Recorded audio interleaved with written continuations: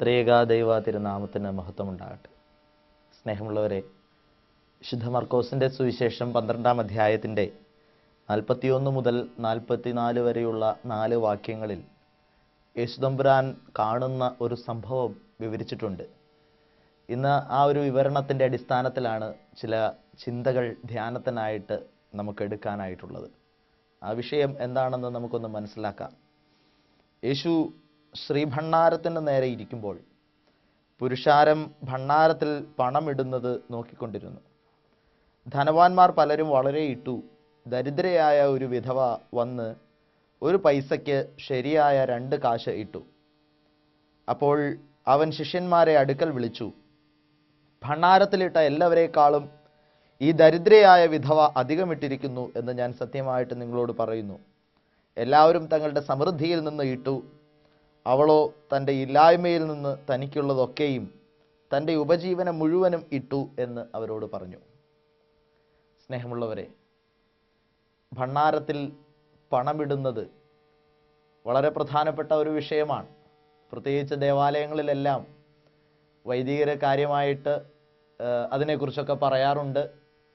നിശബ്ദ കാണിക്ക എന്നൊക്കെയുള്ള പേരിൽ ഈ കാലഘട്ടത്തിൽ പല കൺവെൻഷനുകളിലും പ്രസംഗത്തിനൊക്കെ പോയി നിൽക്കുമ്പോൾ പണസംബന്ധമായ ഉത്തരവാദിത്വമുള്ളവർ പണത്തെക്കുറിച്ച് അനൗൺസ് ചെയ്യുമ്പോഴൊക്കെ പറയാറുണ്ട്, നിശബ്ദ കാണിക്ക ഇടണം എന്ന് പറഞ്ഞാൽ ചില്ലറ പൈസ ഇടരുത്. ഇങ്ങനെയുള്ള ചില അർത്ഥതലങ്ങളൊക്കെ വെച്ചുകൊണ്ട് പലതരത്തിൽ ഈ ഭണ്ഡാരത്തിൽ പണമിടുന്നതിനെ കുറിച്ചുള്ള അഭിപ്രായങ്ങളും വാക്കുകളും ഒക്കെ നമ്മൾ കേട്ടിട്ടുണ്ട്.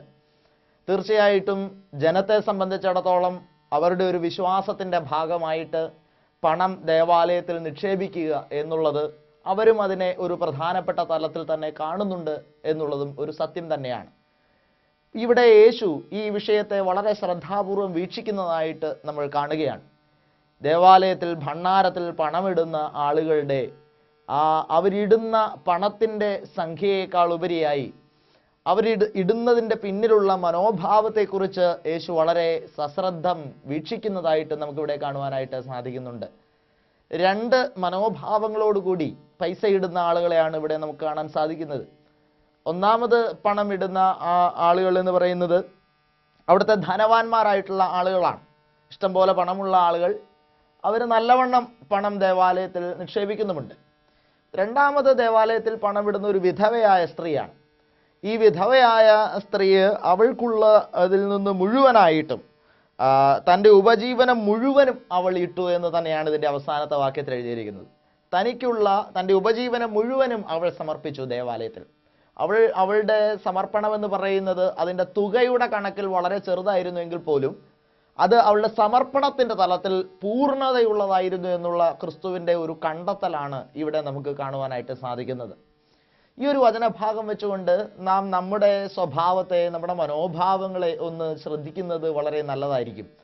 ദേവാലയത്തിൽ പോകുന്നവരാണ് നാം, ദേവാലയത്തിൽ പണമിടുന്നവരാണ് നാം, ദേവാലയ സംബന്ധമായ ആവശ്യങ്ങൾക്ക് ദശാംശങ്ങളെല്ലാം സമർപ്പിക്കുന്നവരുമാണ് നാം. പക്ഷേ ഇതിൽ ആരുടെ മനോഭാവമാണ് നമുക്ക് എന്നുള്ളത് നമുക്ക് പരിശോധിക്കാം. ഒന്നാമതായിട്ട് ഈ ധനവാന്മാരുടെ ജീവിതത്തിൽ ഉണ്ടായിരുന്ന ഒരു കാഴ്ചപ്പാട് എന്താണ്, അവരുടെ മനോഭാവം എന്താണ് എന്നുള്ളതിനെ നമുക്ക് ഒന്ന് ചിന്തിക്കുന്നത് നല്ലതായിരിക്കും. ധനവാന്മാരെ സംബന്ധിച്ചിടത്തോളം ദൈവം അവർക്ക് സമ്പന്നമായ അനുഗ്രഹങ്ങൾ കൊടുത്തിട്ടുണ്ട് എന്നുള്ളത് ഒരു സത്യമാണ്. ഈ സമ്പന്നമായ അനുഗ്രഹങ്ങളുടെ നടുവിൽ നിന്ന് ഒരു അംശമാണ് അവർ ദൈവത്തിന് സമർപ്പിക്കുന്നത്. സഹോദരങ്ങളെ, ഇത് പണത്തിൻ്റെ ഒരു വിഷയത്തിലെ മാത്രമല്ല, മറിച്ച് അവരുടെ മനോഭാവത്തിൻ്റെ ഒരു തലത്തിൽ നിന്നുകൊണ്ട് കാണുമ്പോഴും ഇത് ശരിയാണ്. ദൈവവുമായിട്ടുള്ള അവരുടെ ബന്ധമെന്ന് പറയുന്നത്, അവരുടെ മനസ്സിൻ്റെ പൂർണ്ണമായ അടുപ്പമെന്ന് പറയുന്നത് അത് സമ്പൂർണ്ണമല്ല, അത് ഭാഗികമാണ് എന്ന് നമുക്ക് മനസ്സിലാക്കാനായിട്ട് സാധിക്കും. ആത്മീയ ജീവിതം നയിക്കുന്ന ഒരു വ്യക്തിയെ സംബന്ധിച്ചിടത്തോളം ദൈവവുമായിട്ട് നല്ല ഒരു ബന്ധം ആവശ്യമാണ് എന്നുള്ളത് അവരെ സംബന്ധിച്ചിടത്തോളം വ്യക്തമായിട്ട് അറിയാവുന്ന ഒരു സത്യമാണ്. ഈ സത്യം അവർക്ക് നിശ്ചയമുണ്ടായിരുന്നിട്ട് പോലും ദൈവത്തോടുള്ള അവരുടെ ആ നിശ്ചയത്തിൽ നിന്നുള്ള അവരുടെ ആ ബന്ധം വളരെ നന്നായിട്ടുണ്ട്. പക്ഷേ അവർ പൂർണ്ണമായും ദൈവത്തിൻ്റെ ഇഷ്ടത്തിന് സമർപ്പിക്കുന്ന വ്യക്തികളായി മാറുന്നില്ല എന്നുള്ളതാണ് നമുക്ക് കാണുവാനും മനസ്സിലാക്കുവാനുമായിട്ട് സാധിക്കുന്നത്. ദൈവത്തിൻ്റെ ഇഷ്ടത്തിന് സമ്പൂർണ്ണമായി വിധേയപ്പെട്ടുകൊണ്ട്, ദൈവത്തിൻ്റെ ഇഷ്ടത്തിന് തങ്ങളുടെ ജീവിതങ്ങളെ പൂർണ്ണമായി സമർപ്പിച്ചുകൊണ്ട് പൂർണ്ണമായി ദൈവത്തിൻ്റെ ഇഷ്ടത്തിനൊത്ത് ജീവിക്കുന്ന ഒരു സ്വഭാവ രീതി ഈ ധനവാന്മാരെ സംബന്ധിച്ചിടത്തോളം ഉണ്ടായിരുന്നില്ല. അതുകൊണ്ടാണ് അവരുടെ സമർപ്പണം എന്ന് പറയുന്നത് ഭാഗികമാണ്, അല്പമാത്രമാണ് എന്ന് നമുക്ക് കാണുവാനായിട്ട് സാധിക്കുന്നത്. പലപ്പോഴും നമ്മുടെ ജീവിതത്തിൽ കടന്നു വരുന്ന ഒരു പ്രശ്നം ഇതാണ്. നമ്മുടെ ജീവിതത്തിൻ്റെ പൂർണ്ണമായ നിയന്ത്രണം നമ്മൾ ദൈവത്തിന് വിട്ടുകൊടുക്കുന്നില്ല. സമ്പൂർണമായ ഒരു സമർപ്പണം, സമഗ്രമായ ഒരു സമർപ്പണം പലപ്പോഴും നമ്മുടെ ജീവിതത്തിൽ ഈ കാലഘട്ടത്തിൽ നടക്കുന്നില്ല എന്നുള്ളത് ഒരു യാഥാർത്ഥ്യമാണ്. ഒത്തിരി ക്രിസ്ത്യാനികൾ ഈ ലോകത്ത് ജീവിച്ചിരിപ്പുണ്ട്. ദേവാലയത്തിൽ പോകുന്നവർ, ദൈവവിശ്വാസികൾ, പ്രാർത്ഥിക്കുന്നവരൊക്കെയാണ് നമ്മൾ. പക്ഷേ നമ്മുടെ ജീവിതം പൂർണ്ണമായും ദൈവത്തിൻ്റെ ഇഷ്ടത്തിന് വിധേയമാണോ? നമ്മുടെ ജീവിതത്തിൻ്റെ ഓരോ തലങ്ങളിലും ഈ ദൈവത്തിൻ്റെ ഇഷ്ടത്തെ സ്വീകരിക്കാൻ നമ്മൾ തയ്യാറാകാറുണ്ടോ എന്നുള്ളത് നാം വളരെ ശ്രദ്ധയോടെ ചിന്തിക്കേണ്ടിയിരിക്കുന്നു. നമ്മൾ അല്പമായി, ഭാഗികമായി നമ്മുടെ ജീവിത അനുഭവങ്ങളിൽ നിന്ന്, നമ്മുടെ ജീവിത രീതികളിൽ നിന്ന് അല്പമായി നാം ദൈവത്തിന് നമ്മെ തന്നെ മാറ്റിവെക്കുകയും ബാക്കിയുള്ള ഭാഗം നമ്മൾ തന്നെ ഉപയോഗിക്കുകയും എന്ന് പറഞ്ഞാൽ നമ്മൾ നമ്മുടെ ഇഷ്ടത്തിനൊത്ത് ജീവിക്കുകയും ചെയ്യുന്ന ഒരു സാഹചര്യമാണെന്ന് കണ്ടുവരുന്നത്. പലപ്പോഴും ഇവിടെയാണ് തിരുത്തൽ നമുക്കുണ്ടാകേണ്ടത്. പള്ളിയിൽ വരുന്ന സമയത്ത് നമ്മൾ പലർക്കും നല്ല ആത്മീയതയുണ്ട്. പക്ഷേ നമ്മുടെ ജീവിതചര്യകളിലേക്ക് കടന്നു പോകുമ്പോൾ നമ്മുടെ ആത്മീയത വളരെ മോശമായ ഒരു തലത്തിൽ നീങ്ങുന്നു എന്ന് നമുക്ക് കാണുവാനായിട്ട് സാധിക്കും. പ്രാക്ടിക്കൽ ലൈഫിനെ ഒരിക്കലും ഒരു സ്പിരിച്വൽ ലൈഫുമായിട്ട് കൂടി കലർത്തി കൊണ്ടുപോകാനായിട്ട് നമുക്ക് സാധിക്കുന്നില്ല. നമ്മളുടെ പ്രായോഗിക ജീവിതത്തിൽ, ഉദാഹരണം പറഞ്ഞാൽ ജോലി മേഖലകളിലേക്ക്, ബിസിനസ് മേഖലകളിലേക്കൊക്കെ നമ്മൾ കടന്നു പോകുമ്പോൾ ആ ബിസിനസ് മേഖലകളിൽ ഒന്നും നമ്മുടെ ആത്മീയതയെ നമ്മൾ കൊണ്ടുവന്നെത്തിക്കാനായിട്ട് ശ്രമിക്കുന്നില്ല എന്നുള്ളത് വളരെ അപകടകരമായ ഒരവസ്ഥയാണ്. നമ്മുടെ ബിസിനസ് മേഖലകൾ, നമ്മൾ ജോലി മേഖല, നമ്മൾ പ്രവർത്തിക്കുന്ന മേഖലകൾ ഏത് തന്നെയായിരുന്നാലും അവിടെയെല്ലാം ആത്മീയമായ തലങ്ങളിൽ നിന്നുകൊണ്ട് പ്രവർത്തിക്കുവാനായിട്ട് കഴിയണം. അതാണ് സമ്പൂർണമായ സമർപ്പണം എന്ന് പറയുന്നത്. ഈ ധനവാന്മാരെ സംബന്ധിച്ചിടത്തോളം അവരുടെ ജീവിതത്തിൽ അങ്ങനെ ഒരു സമർപ്പണമില്ല. അവരുടെ ബിസിനസ് പരമായ കാര്യങ്ങൾ, അവരുടെ ഭൗതികമായ കാര്യങ്ങളെല്ലാം അവരുടെ തന്നെ നിയന്ത്രണത്തിൽ പോവുകയും അവരുടെ ജീവിതത്തിൻ്റെ ഒരു ഭാഗം ദൈവത്തിനായിട്ട് അവർ മാറ്റിവെക്കുകയും ചെയ്യുന്നു. ഈ വിധവ അതിൽ നിന്ന് തികച്ചും വ്യത്യസ്തയായ ഒരു കഥാപാത്രമാണെന്ന് നമുക്ക് കാണാൻ സാധിക്കും. ഈ വിധവയെ സംബന്ധിച്ചിടത്തോളം അവൾക്ക്, വിധവ എന്ന് പറഞ്ഞാൽ തന്നെ നമുക്കറിയാം ഭർത്താവില്ലാത്തവളാണ്. ഭർത്താവില്ലാത്തവളായ അവളെ സംബന്ധിച്ചിടത്തോളം അവളുടെ പൂർണ്ണമായ ആശ്രയം ദൈവത്തിലാണ് എന്ന് നമുക്ക് കാണാൻ സാധിക്കും. അതുകൊണ്ട് തന്നെ അവളുടെ അനുദിന ജീവിതചര്യകൾ നടക്കണമെങ്കിൽ പോലും ദൈവവുമായിട്ടുള്ള ബന്ധമില്ലാതെ അവൾക്ക് സാധിക്കുകയില്ല. അവളുടെ വ്യക്തിപരമായ ജീവിതത്തിൽ അവൾക്കൊരു കൂട്ട്, അവൾക്കൊരു താങ്ങ്, അവളുടെ വേദനകൾ പങ്കുവെക്കാൻ, അവളുടെ സങ്കടങ്ങൾ പങ്കുവെക്കാൻ, ഇതിനെല്ലാം അവൾക്ക് ദൈവം മാത്രമേ ഉള്ളൂ എന്ന് നാം തിരിച്ചറിയണം. അതുകൊണ്ട് തന്നെയാണ് അവളുടെ ജീവിതത്തിൽ അവൾക്ക് ദൈവം മാത്രമേ ഉള്ളൂ എന്ന അവസ്ഥയിൽ അവൾ ആയിരിക്കുന്നത് കൊണ്ടാണ് പൂർണ്ണമായിട്ടും ദൈവത്തിൻ്റെ ഇഷ്ടത്തിന് സമർപ്പിക്കാനും അവൾക്കുള്ളതിനെ മുഴുവൻ ദൈവത്തിന് സമർപ്പിക്കാനുമായിട്ട് അവൾക്ക് സാധിക്കുന്നത് എന്നുള്ളത് നമുക്ക് കണ്ടെത്തുവാനായിട്ട് സാധിക്കണം. വിധവയായ ഒരു സ്ത്രീയെ സംബന്ധിച്ചിടത്തോളം അവളുടെ പിതാവും അവളുടെ ഭർത്താവും അവളെക്കുറിച്ച് അവളെ കരുതുന്നതും എല്ലാം ഇനി ദൈവം മാത്രമാണ്. അതുകൊണ്ട് അവൾക്കുള്ളതെല്ലാം, അവളുടെ ഉപജീവനം മൊത്തമായി അവൾ ദൈവത്തിന് സമർപ്പിക്കുകയും അവളുടെ ജീവിതക്രമത്തെ മുഴുവനായി ദൈവത്തിൽ നിന്ന് അവൾ സ്വീകരിക്കുകയും ചെയ്യുന്നു എന്നുള്ളതാണ്. അവൾ ഈ പണം മുഴുവനായിട്ട് ദേവാലയത്തിലേക്ക് സമർപ്പിച്ചാൽ പിന്നെ എങ്ങനെ അവളുടെ ജീവിതക്രമം മുന്നോട്ട് പോകും? അവിടെയാണ് അവളുടെ ചിന്ത, എനിക്ക് ഉള്ളതെല്ലാം ഞാൻ ദൈവത്തിന് കൊടുക്കുമ്പോൾ എൻ്റെ ജീവിതം മുഴുവൻ ദൈവം നിയന്ത്രിച്ചു കൊള്ളുമെന്നുള്ള മനോഭാവം. പക്ഷേ ധനവാന്മാരുടെ മനോഭാവം തികച്ചും വ്യത്യസ്തമാണ്. അവരെന്ന് പറഞ്ഞു കഴിഞ്ഞാൽ ദൈവത്തിന് എനിക്ക് തന്നിട്ടുള്ളതിൽ നിന്ന് ഒരംശം ദൈവത്തിന് കൊടുക്കുകയും ബാക്കിയുള്ളതെല്ലാം സ്വന്തമായി ഉപയോഗിക്കുകയും ചെയ്യുന്ന ഒരു സാഹചര്യം. ഈ ഒരു വ്യത്യസ്തതയാണ് ക്രിസ്തു അവിടെ പ്രധാനമായിട്ട് കാണുന്നത്. അല്ലാതെ ധനവാന്മാരിടുന്ന പണം കുറഞ്ഞുപോയി എന്നുള്ള ഒരു അഭിപ്രായ പ്രകടനവുമല്ല ക്രിസ്തു നടത്തുന്നത്. വിധവ ഇട്ട പണം കൂടിപ്പോയി എന്നുള്ള ഒരു അഭിപ്രായ പ്രകടനവുമല്ല ക്രിസ്തു നടത്തുന്നത്. മറിച്ച് ഈ വിധവയുടെ മനോഭാവം, ഇത് സമർപ്പിക്കുമ്പോൾ അവളുടെ മനോഭാവമാണ് യേശു തമ്പുരാൻ അവിടെ കാണിച്ചു തരുന്നത്. തികച്ചും സാമ്പത്തികമായ കാര്യങ്ങളിൽ വളരെ സ്പിരിച്വൽ ആയിട്ടുള്ള ഒരു പ്ലാനിങ് കർത്താവ് ഈ ഒരു സംഭവത്തിലൂടെ നമ്മുടെ മുൻപിൽ അവതരിപ്പിക്കുന്നുണ്ട്.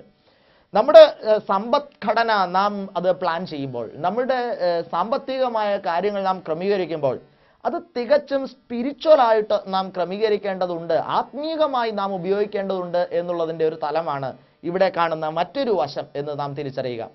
ക്രിസ്തുവിന് ദൈവം നമുക്ക് തന്നിട്ടുള്ള ദാനങ്ങൾ ദൈവത്തിൻ്റെ ഇഷ്ടമനുസരിച്ച് നമ്മൾ ഉപയോഗിക്കുന്നു എന്നുള്ളതാണ് ഈ വിധവയുടെ ജീവിതത്തിൽ സംഭവിക്കുന്നതാണ്. ദൈവം നമുക്ക് തന്നിട്ടുള്ള, അവൾക്ക് ദൈവം കൊടുത്തിട്ടുള്ള എല്ലാ ഉപജീവനവും അവൾ ദൈവത്തിന് തന്നെ മടക്കി കൊടുത്തുകൊണ്ട് അവളുടെ ജീവിതത്തിൻ്റെ എല്ലാ ആവശ്യങ്ങളും ദൈവം നടത്തി കൊടുക്കുന്നു. ധനവാനെ സംബന്ധിച്ചിടത്തോളം വളരെ വ്യത്യസ്തമാണ്. ദൈവം കൊടുത്തിട്ടുള്ള ആ ദാനങ്ങളും ദൈവം കൊടുത്തിട്ടുള്ള സമ്പത്തും സൗകര്യങ്ങളുമെല്ലാം ധനവാൻ സ്വയമായി സ്വീകരിച്ച് അവൻ്റെ കാര്യങ്ങൾ നടത്തുകയും അതിലൊരു ഭാഗം അവൻ ദൈവത്തിന് കൊടുക്കുകയും ചെയ്യുന്നു. ഈ രണ്ട് വ്യത്യസ്തമായ തലങ്ങളിൽ നിൽക്കുന്ന രണ്ട് ജീവിതങ്ങൾ. നമ്മൾ ഇതിൽ തികച്ചും ഈ വിധവയുടെ ഒരു മാർഗം സ്വീകരിക്കണമെന്ന് തന്നെയാണ് ഒരു ആത്മീയ സാമ്പത്തിക ഭദ്രത ഉള്ള കുടുംബം ചെയ്യേണ്ടത്. ആത്മീകമായി തങ്ങളുടെ സമ്പദ്ഘടനയെ കൈകാര്യം ചെയ്യാൻ ആഗ്രഹിക്കുന്ന ഒരു കുടുംബം ചെയ്യേണ്ടത് ഈ വിധവയുടെ ജീവിത ശൈലിയാണ്. കാരണം എന്തെന്ന് പറഞ്ഞാൽ, ദൈവം നമുക്ക് തരുന്ന പണം, ഇപ്പോൾ ഉദാഹരണം പറഞ്ഞു കഴിഞ്ഞാൽ, നമുക്ക് ഏതെങ്കിലും ഒരു വഴിക്ക് 1,00,000 രൂപ കിട്ടിയെന്ന് കരുതുക. ഈ 1,00,000 രൂപയുടെ ദശാംശം എന്ന് പറയുന്നത് തീർച്ചയായിട്ടും ദൈവവേലയ്ക്ക് അവകാശപ്പെട്ടതാണ്. 10,000 രൂപ ദശാംശമായി നമ്മൾ ബാക്കി വെക്കുകയും അത് ദൈവത്തിന് കൊടുക്കുകയും ബാക്കിയുള്ള 90,000 രൂപ നമ്മൾ നമ്മുടെ ഇഷ്ടത്തിനൊത്ത് വിനിയോഗിക്കുകയും ചെയ്യുന്നു. ഈ കാലഘട്ടത്തിൽ ഒരു ആത്മീയ മനുഷ്യന്റെ തലങ്ങളിൽ നിന്ന് നടന്നു വരുന്ന ഒരു സാമ്പത്തിക ക്രമീകരണം ഇത്തരത്തിലാണ്. പക്ഷെ അതിൽ നിന്ന് വ്യത്യസ്തമായ ഒരു കാഴ്ചപ്പാടാണ് വിധവയുടെ സംഭവത്തിൽ കാണാൻ സാധിക്കുന്നത്. 1,00,000 രൂപ നമുക്ക് കിട്ടുന്നുണ്ടെങ്കിൽ ആ 1,00,000 രൂപയും ദൈവത്തിൻ്റെ കരങ്ങളിൽ സമർപ്പിച്ചുകൊണ്ട് ദൈവത്തിൻ്റെ ഇഷ്ടത്തിനൊത്ത് നമ്മൾ അതിനെ ക്രമീകരിക്കുന്നു എന്നുള്ളതാണ്.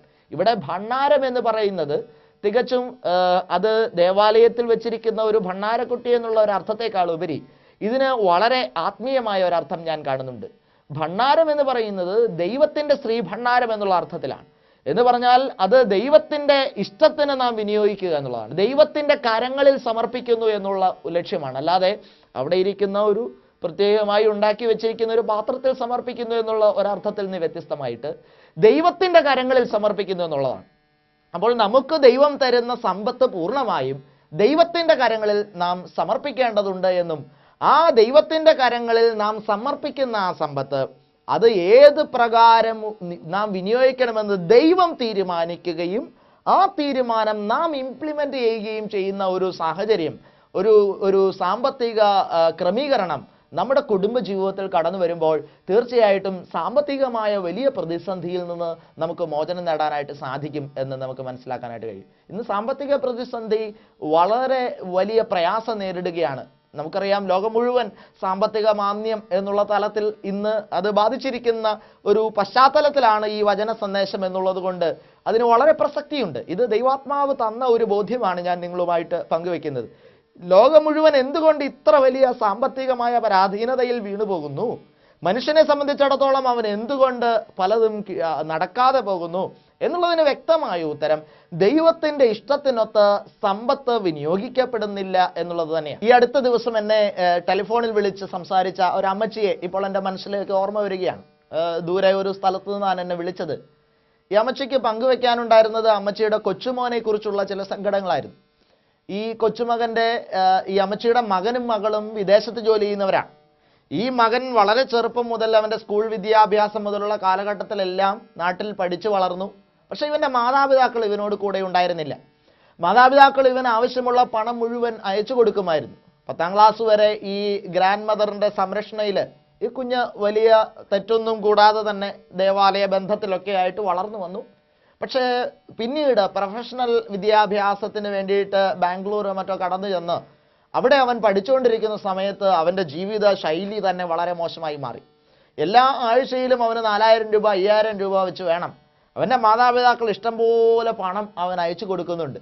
അങ്ങനെ പണം അയച്ചു കൊടുത്ത് അവനത് ഉപയോഗിച്ച് എന്നിട്ട് അവൻ അതും തികയാതെ വരുമ്പോൾ അവൻ്റെ ഗ്രാൻഡ് മദർ എന്നോട് പറഞ്ഞത്, നാട്ടിലുള്ള ഈ അമ്മയുടെ ബാങ്ക് അക്കൗണ്ടിൽ കടന്നിരുന്ന പണം പോലും പലതരത്തിൽ ഈ അമ്മയെ പറ്റിച്ച് ഇവൻ അത് മേടിച്ചെടുക്കുന്ന ഒരു സാഹചര്യം ഉണ്ടായി.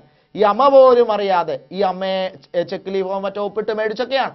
എന്തായിരുന്നാലും അത് ഈ അടുത്ത കാലത്താണ് ഈ അമ്മ അറിയുന്നത്. അതിൽ വളരെ ഭാരപ്പെട്ടാണ് ഈ അമ്മ വിളിച്ചത്. ഇപ്പോൾ അവൻ വേറൊരു പെൺകുട്ടിയുമായിട്ട് അടുപ്പത്തിലാണ്. ആ പെൺകുട്ടിയെ വിവാഹം കഴിക്കാനായിട്ട് അവന് ഒരുങ്ങുന്നു. പക്ഷെ ഇവൻ്റെ മാതാപിതാക്കൾ അതിന് സമ്മതിക്കുന്നില്ല. മാതാപിതാക്കൾ നാട്ടിൽ വരുന്നു. ഇവനുമായിട്ട് ഭയങ്കര പ്രയാസങ്ങളുണ്ടാകുന്നു. വലിയ വടിയെടുത്ത് ഈ മകനെ അടിക്കുന്നു. 24-25 വയസ്സായി ഈ മകനെ മാതാപിതാക്കൾ ഒത്തിരി മർദ്ദിക്കുന്നു. ഒത്തിരി പ്രയാസങ്ങൾ ഈ മകനെ സൃഷ്ടിക്കുന്നു. ഈ മകന് അപ്പൻ്റെ നേരെ കയ്യോങ്ങുന്ന സാഹചര്യത്തിലേക്ക് വരുന്നു. ഇവരെൻ്റെ അടുത്ത് വെച്ച് പറയുന്ന സങ്കടം ഇതാണ്, അച്ഛാ എൻ്റെ മകന് വേണ്ടി ഞാൻ എത്ര പണം ചെലവാക്കിയിട്ടുണ്ടെന്ന് ചോദിച്ചാൽ ഏതാണ്ട് 10-24 ലക്ഷം രൂപ ഈ മകന് വേണ്ടി ഞാൻ ചെലവാക്കിയിട്ടുണ്ട്. പക്ഷേ എങ്കിലും ഈ മകൻ നല്ലവണ്ണം ഒന്ന് പഠിക്കാൻ പോലും കഴിഞ്ഞിട്ടില്ല. അവന് നല്ല രീതിയിൽ ഞങ്ങൾ ആഗ്രഹിക്കുന്നത് പോലെ ഒരു വിവാഹാന്തസ്സിലേക്ക് പോലും കടക്കുവാനായിട്ട് ഈ മകന് കഴിയുന്നില്ല. അതിനെ ഓർത്തുള്ള ഭാരമുണ്ട് എന്ന് പറഞ്ഞുകൊണ്ട് ഈ മാതാപിതാക്കൾ ഫോണിൽ വിളിച്ച് കരയുകയാണ്. എന്തുകൊണ്ടാണ് ഇങ്ങനെ സംഭവിച്ചത്? ഞാൻ അവരോട് സംസാരിച്ചതാണ്. ഇവർ വിദേശത്ത് ജോലിക്ക് കൊണ്ടുപോയത് ആരാണ്? ഇവരെ തികച്ചും വിദേശ ജോലിക്ക് വേണ്ടി ഇവരെ നിയോഗിച്ചത് ദൈവം തന്നെയാണെന്ന് നമുക്ക് മനസ്സിലാക്കാനായിട്ട് സാധിക്കും. ഇവർക്ക് ആ ദേശത്ത് കടന്നു എന്ന് നല്ലവണ്ണം ജോലി ചെയ്യാനും സമ്പത്ത് ഇവർക്ക് ലഭിക്കാനും ഇവരെ അനുവദിച്ചത് ദൈവം തന്നെയാണ്. അപ്പോൾ ദൈവത്തിൻ്റെ ദാനമാണ് ഇവർക്ക് ലഭിച്ച സമ്പത്ത്.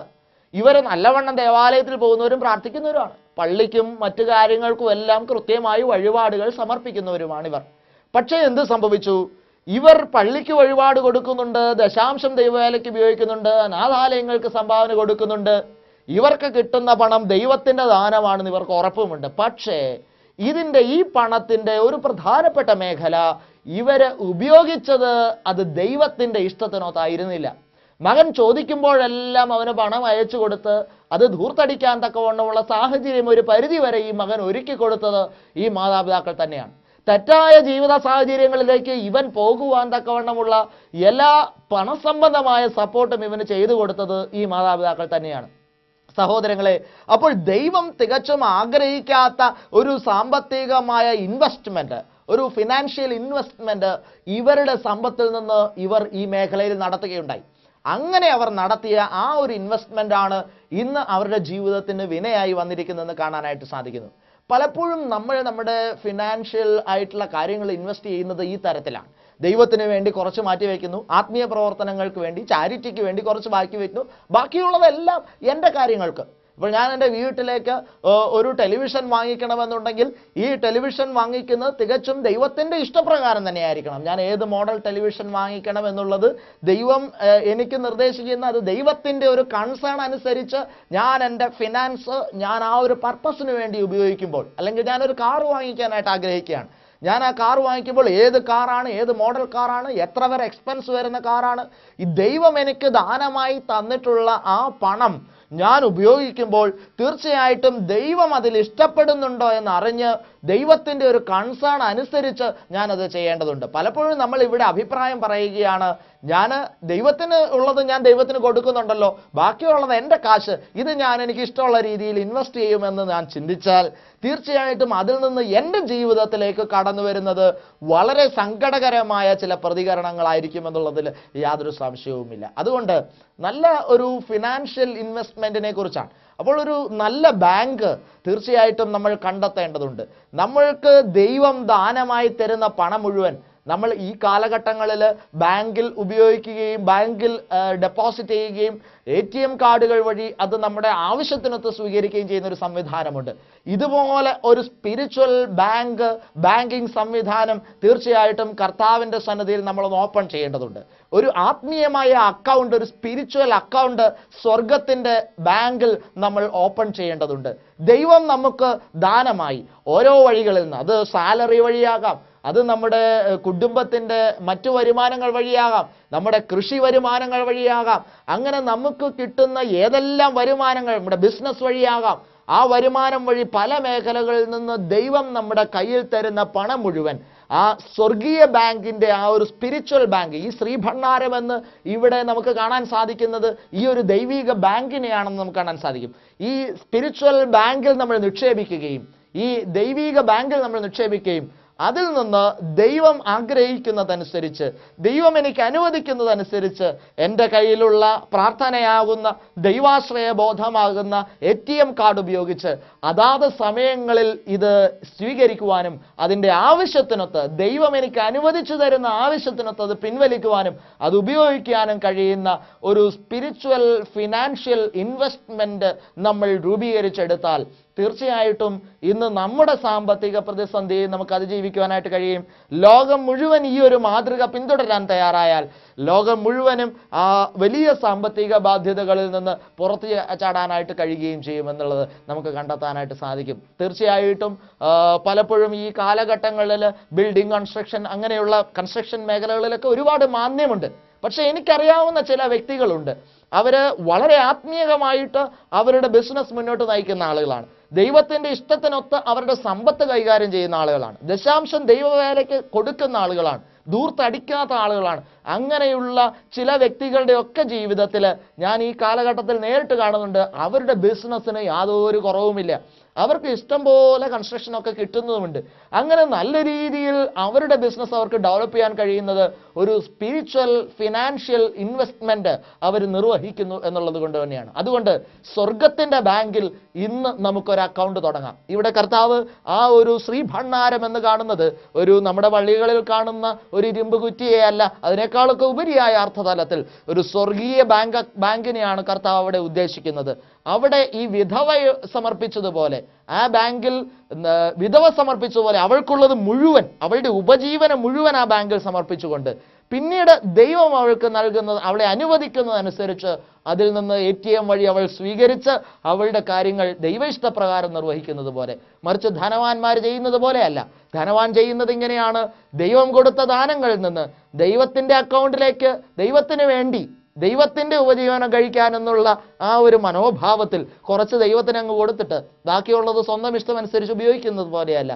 പൂർണ്ണമായും ദൈവത്തിന്റെ അക്കൗണ്ടിൽ നമ്മൾ അത് ഇൻവെസ്റ്റ് ചെയ്തിട്ട് ദൈവം എന്നെ അനുവദിക്കുന്ന ഓരോ കാര്യങ്ങൾക്കും, എൻ്റെ ആഡംബരങ്ങൾ, എൻ്റെ സൗകര്യങ്ങൾ, എൻ്റെ ആവശ്യങ്ങൾ എല്ലാത്തിനും ദൈവത്തോട് ചോദിച്ച് ദൈവം തരുന്ന നിർദ്ദേശമനുസരിച്ച് പണം പിൻവലിച്ച് അത് ഉപയോഗിക്കുന്ന ഒരു ഫിനാൻഷ്യൽ ആയിട്ടുള്ള ഒരു സെറ്റപ്പ് നമ്മൾ ഡെവലപ്പ് ചെയ്തെടുത്താൽ തീർച്ചയായിട്ടും നമ്മുടെ എല്ലാ പ്രതിസന്ധികളെയും, സാമ്പത്തികമായ പ്രതിസന്ധികളെല്ലാം നമുക്ക് അതിജീവിക്കുവാനായിട്ട് കഴിയുമെന്നുള്ളൊരു സന്ദേശമാണ് ഈ വിധവയുടെ ചുള്ളിക്കാശിൻ്റെ സമർപ്പണത്തിലൂടെ ദൈവത്തിൻ്റെ പരിശുദ്ധാത്മാവ് നമുക്ക് തരുന്ന ഒരു ഉൾക്കാഴ്ചയും ബോധ്യവും. ഈ ബോധ്യം നമുക്ക് സ്വീകരിക്കാം. കർത്താവ്, ഞാൻ ഇന്ന് ഈ വിഷയം സംസാരിക്കാനായിട്ട് എൻ്റെ മനസ്സിൽ ദൈവാത്മാവ് ഇന്ന് രാവിലെയാണ് സത്യത്തിൽ പ്രേരണ തന്നത്. ഞാനിവിടെ ഇരുന്നത് പറഞ്ഞുകൊണ്ടിരിക്കുമ്പോൾ തന്നെയാണ് പല ബോധ്യങ്ങളും ഉൾക്കാഴ്ചകളും കർത്താവ് നമുക്ക് തന്നുകൊണ്ടിരുന്നത്. അതുകൊണ്ട് ഇതൊരു ദൈവിക സന്ദേശമായിട്ട് തന്നെ നമുക്ക് ഉൾക്കൊള്ളാം. സാമ്പത്തികമായ ഒരുപാട് ധൂർത്ത് നടക്കുന്ന ഈ ഒരു കാലഘട്ടത്തിൽ തീർച്ചയായിട്ടും ദൈവം ആഗ്രഹിക്കുന്ന ഒരു സാമ്പത്തിക ഭദ്രത നമുക്കുണ്ടാകട്ടെ എന്ന് പ്രാർത്ഥിക്കുന്നു. നമുക്ക്